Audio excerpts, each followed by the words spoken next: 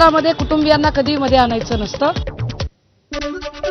नाशिकमधील भोंदू अशोक खरातला 1 एप्रिलपर्यंत पोलीस कोठडी सुनावण्यात आली आहे। काल खरातची पोलीस कोठडी संपल्यानंतर त्याला कोर्टात हजर करण्यात आलं।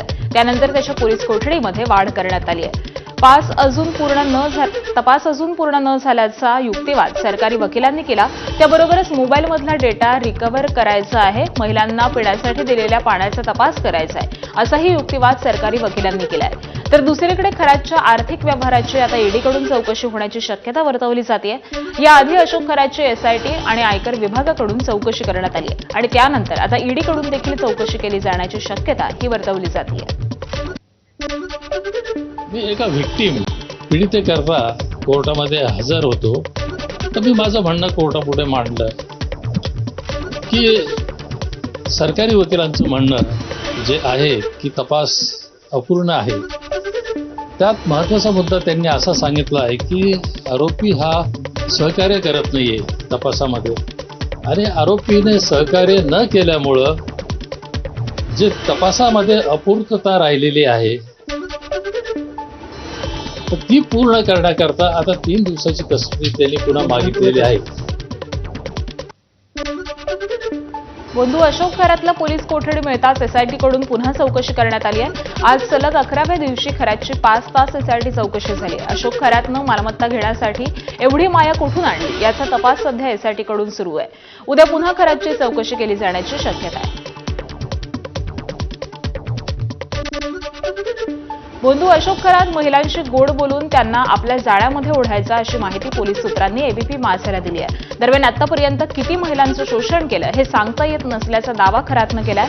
भोंदू खरातनं माइंड रिडिंगच्या नावाखाली फसवणूक केली। खरात हा माइंड रिडिंगमध्ये पटाईत होता असंही पोलीस चौकशीमधून समोर आलंय। तू दिसायला सुंदर आहेस, तुझा पती तुला समजून घेत नाही, तुझी क्षमता कोणी ओळखत नाही असं बोलून तो महिलांना भुरळ घालत असल्याचं पोलीस चौकशीमध्ये उघड झालंय।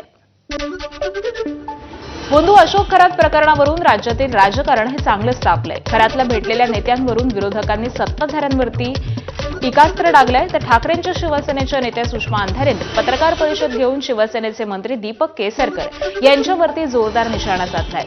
अशोक खरातशी संपर्क असल्याचं केसरकरांनी मान्य केलंय असा आरोप अंधारेंनी केलाय।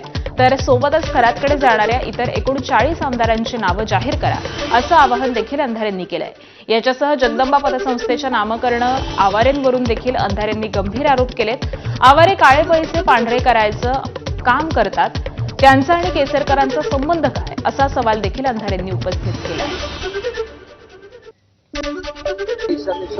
शंकराचं मंदिर आहे, त्याच्यामुळे मी गेलो होतो, सभा येऊन गेले होते, अनेक मंत्री येऊन गेले, परंतु त्यांना या गोष्टीची सुतराम कल्पना असेल असं मला वाटत नाही। अशी जर कल्पना असती तर कोणच आम्ही त्या ठिकाणी गेलो नसतो किंवा त्यांच्याशी कुठलेही संबंध ठेवले आणि एवढी लोक भेटून गेली, जवळजवळ 39 आमदार भेटून गेले, माझंच नाव का हा प्रश्न आहे। आपल्या सगळ्यांच्या समोर, सगळ्या चॅनल्सच्या समोर मी अपील करते, आवाहन करते की केसरकर एकदा भांड फोडाच एकदा भांड। ही जी कोणी 39 नावं आहेत ना, 39 नावं येऊ देत, जे कोणी 8-9 मंत्री आहेत ते येऊ देत, जे कोणी 2-3 पोलीस ऑफिसर आहेत ते येऊ देत, जे कोणी ब्युरोक्रेट्स त्याच्यामध्ये जे प्रशासकीय अधिकारी आहेत त्यांची नावं येऊ देत आणि केसरकर हे तुम्हीच सांगू शकता। त्यासोबतच केसरकर आणि खरातसोबत फोटोत दिसणाऱ्या एका व्यक्तीवरून गंभीर आरोप केले। फोटोमध्ये दिसणारी व्यक्ती ही जगदंबा पतसंस्थेची असून नामकरण आवारे असं त्यांचं नाव असल्याचं सुषमा अंधारेंनी सांगितलंय। तर नामकरण आवारे हा काळे पैसे पांढरे करायचं काम करतो, त्याचा आणि केसरकरांचा संबंध काय आहे असा सवाल देखील अंधारेंनी उपस्थित केलाय।